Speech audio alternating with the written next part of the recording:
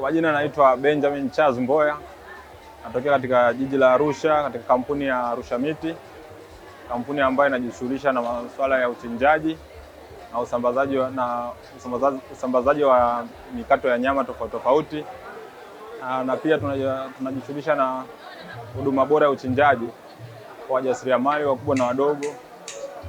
Halmashauri ya jiji la Arusha imetusapoti mpaka tumeweza kupata ajira za kudumu katika kampuni ya Arusha Miti, na pia tumeweza kupata ajira za mikataba kwa watu wachache, ambapo pia tuna watu wale wajasiriamali wadogo wadogo pamoja na wakubwa pale wameweza kupata huduma ya kuleta mifugo yao pale na kuuza na kununua.